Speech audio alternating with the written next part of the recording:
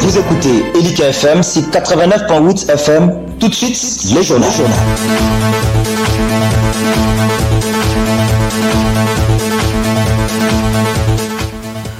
À Guémena, les Bleus Blancs finalistes du secondaire ont passé ce jeudi 3 avril les épreuves de la pré-dissertation.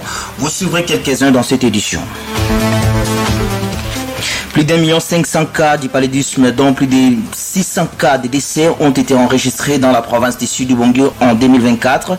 C'est le docteur Ernest Mongonza, ministre provincial de la Santé et représentant du gouverneur Michel Moubonga, qui l'a fait savoir jeudi 3 avril 2025 à la faveur d'un atelier du lancement de la subvention malaria GC7 dans la province du Sud du Bongi, organisé par Sanri. Détail à suivre dans cette édition. La cité de Walikale en province du Nord Kivu est de nouveau sous l'emprise des forces armées de la République démocratique du Congo, appuyées par les Wazalendo. Ceci intervient après d'intenses combats qui ont opposé les Wazalendo aux rebelles du M23.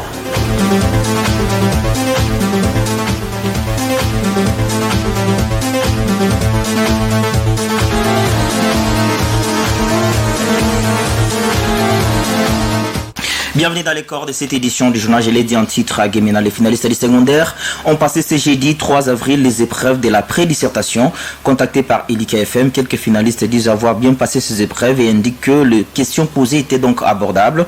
Ils affirment que ces épreuves vont les aider à bien passer la dissertation proprement dite dans les jours qui suivent. Suivons quelques finalistes au micro d'Elika FM. L'exercice a été bien passé, malgré tant de souffrances, mais nous avons bien pensé. Nous avons vu tout ce que nous avons étudié à l'école. Je remercie notre préfet ainsi que les professeurs, tous les professeurs de la ville de Guémena qui sont bien enseignés. Oui, les questions étaient très faciles, très facilement. Nous avons bien sanctionné, bien répondu tout ce que nous avons étudié. Oui, je dois ajouter quelque chose. En fait, c'était vraiment facile pour nous les autres, mais c'est un peu compliqué pour nous. Mais c'était bien passé, si je vois.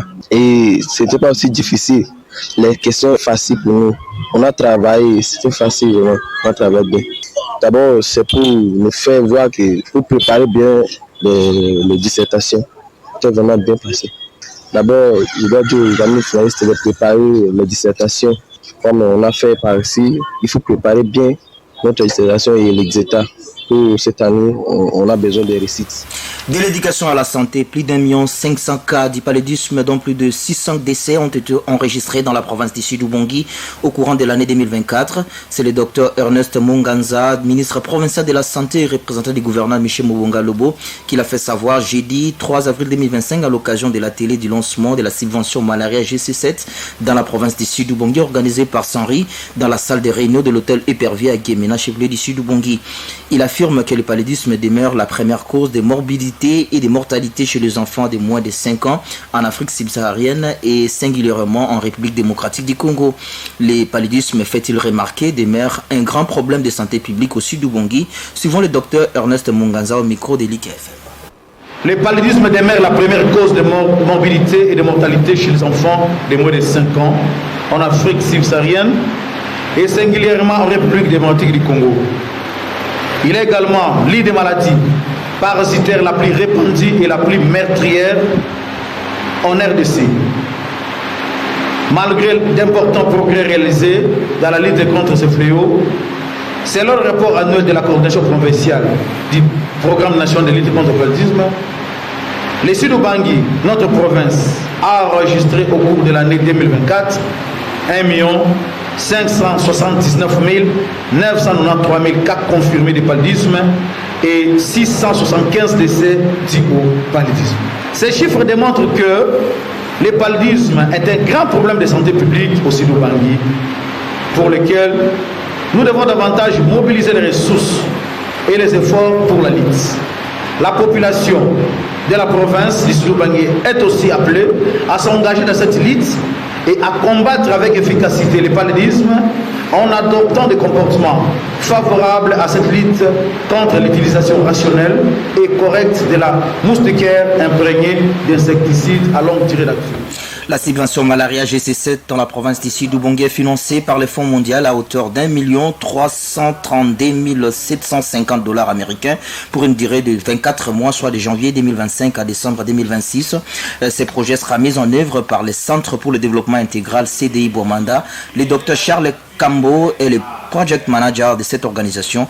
Il revient ici sur le bien fondé du dit projet et ses innovations. En dehors des activités de prévention, nous avons également les activités de prise en charge. Sanri, avec son partenaire Fonds mondial, met à notre disposition des intrants, des luttes contre les paludismes, que ce soit les paludismes simples et les paludismes graves. Bon, les innovations qui peuvent être mises en évidence, c'est notamment l'appui des supervisions, des sites de soins communautaires à travers une digitalisation. Les IT, par le passé, allaient superviser les sites de soins sans un support. Mais l'innovation qu'on a à travers cette phase, c'est que les supervisions seront digitalisées. Dès qu'un site de soins est supervisé, automatiquement, nous captons l'information et on est sûr que le site de soins a été réellement supervisé. Voilà. Docteur Charles Cambo, c'est votre radio.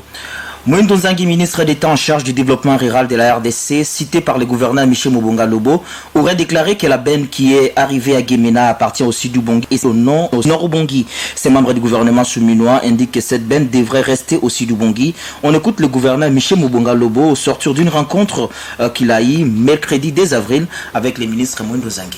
Le premier point, c'était le problème de la benne qui nous avait été donnée par l'OVDA. La benne est arrivée à Guémena. Quelques jours après, on apprendra que non, le Nord-Ubangi est en train de réclamer cette benne comme aussi avait été distribuée à la province du Nord-Ubangi. Quand nous avons essayé de vérifier les papiers de la distribution de l'OVDA, de la benne, le numéro du châssis se termine avec 019. La benne qui est chez nous, le numéro de châssis, c'est 023. Alors, on a essayé un peu d'expliquer à son Excellence, Monsieur le ministre d'État, qui a compris et a donné la réponse pour dire que cette benne qui est à Guémena ne pourra pas quitter le sol du sud Ubangi pour aller encore ailleurs. Il m'a rassuré que cette benne va rester dans le sud Ubangi pour le même travail de développement du territoire de notre pays. Nous comptons beaucoup sur l'implication de son Excellence, Monsieur le ministre Moïndo Nzangi, qui est venu chez nous. Il a marché sur la pirogue. Je vous dis que notre sud Ubangi admire beaucoup l'attitude de son Excellence, parce que même si on peut produire, mais si on n'a pas de route, ça va être difficile. C'est l'appui de son Excellence que la province du sud Ubangi compte beaucoup.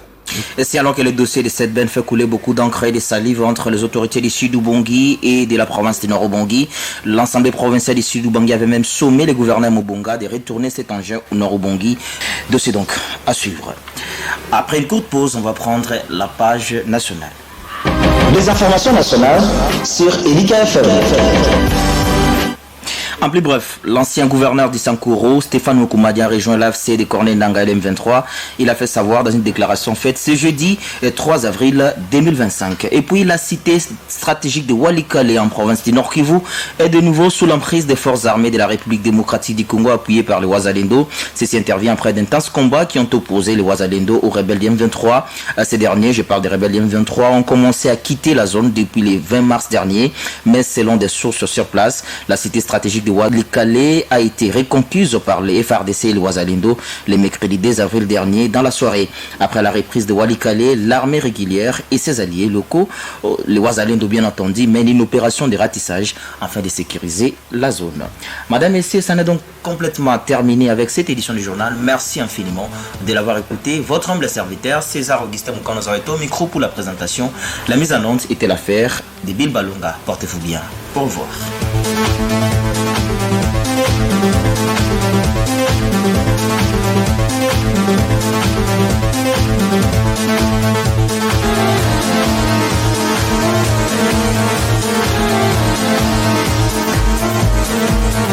Chers Sidouvangais, Banguien et Sud-Banguien, écoutez la radio de la nouvelle génération. Notre radio est Ligue FM et la radio autrement.